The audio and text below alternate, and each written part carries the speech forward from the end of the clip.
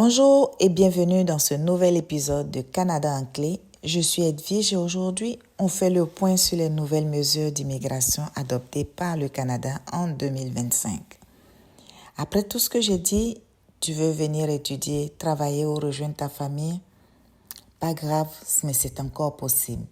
Alors écoute bien, car plusieurs règles ont changé et certaines ont surpris plus d'un candidat. Vous savez, depuis 2024, le gouvernement canadien a décidé de ralentir le rythme de l'immigration temporaire. Ici, au Canada et plus particulièrement au Québec. Pourquoi ils l'ont fait? Officiellement, c'est pour réduire la pression sur le marché du logement. Le deuxième point comme raison, c'est pour mieux encadrer les nouveaux arrivants. Et l'autre raison, non des moindres, corriger certains abus observés sur les statuts transformés, les faux projets d'études, le travail illégal et j'en passe. En réalité, il s'agit aussi d'un ajustement politique et économique. Le message il est clair pour le Canada. Il ne ferme pas la porte, mais il devient plus sélectif et plus stratégique. Voyons ensemble les points qui ont changé, les points majeurs depuis janvier 2025. Le premier changement, c'est quota pour les étudiants internationaux.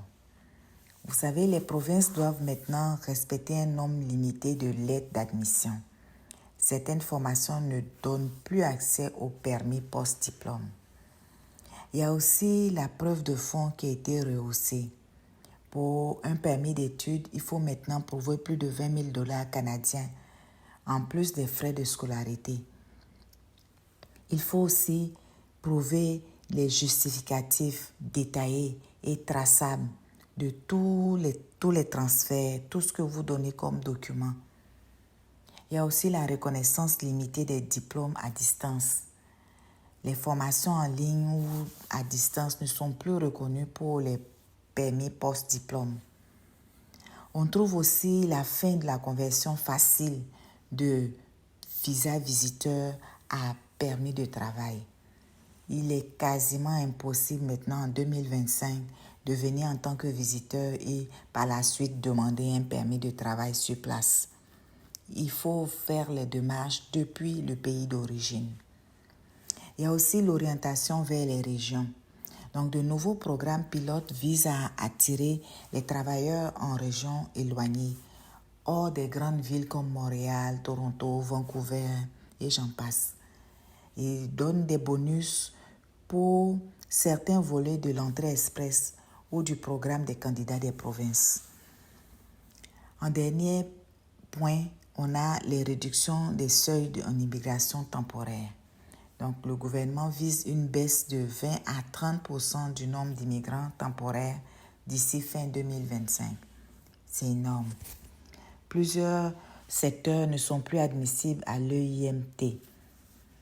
Qu'est-ce qu'il faut retenir dans tout ça? Si malgré tout ce qui a été dit, vous voulez venir étudier, choisissez un établissement reconnu, collège public, université.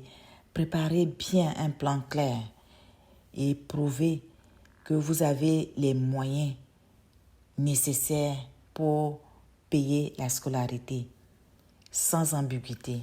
C'est très important. Si vous voulez venir travailler, cherchez un employeur dans un secteur en demande, en région si possible.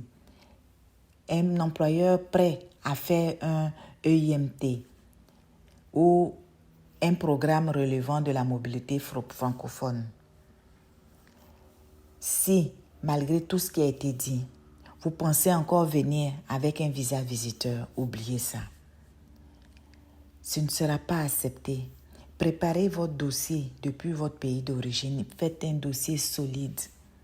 Le mot-clé en 2025, c'est clair. Il faut être cohérent dans tout ce que vous faites, cohérent dans tout ce que vous dites. Faites une bonne préparation de votre dossier d'immigration. Les dossiers à peu près ne seront plus acceptés. Réfléchissez-y. Tout ce qui a été dit dans les précédents podcasts, vous l'avez bien compris. Immigrer au Canada en 2025, c'est encore possible, mais ce n'est plus comme avant. Il faut être réaliste, il faut être stratégique et surtout éviter les raccourcis ou les illusions. Si vous avez besoin d'être accompagné, si vous avez besoin de parler, je propose une écoute personnalisée pour vous aider à clarifier votre projet, vous orienter vers les spécialistes qui pourront conclure votre projet ensemble. Le lien est dans la description. Merci d'avoir écouté Canada en clé. Abonnez-vous si vous n'avez pas encore fait pour ne pas rater les prochains épisodes. Si vous l'avez trouvé utile, partagez-le à quelqu'un qui rêve vraiment du Canada. On se retrouve vendredi prochain pour un sujet très concret, les permis les plus accessibles en 2025. À très bientôt.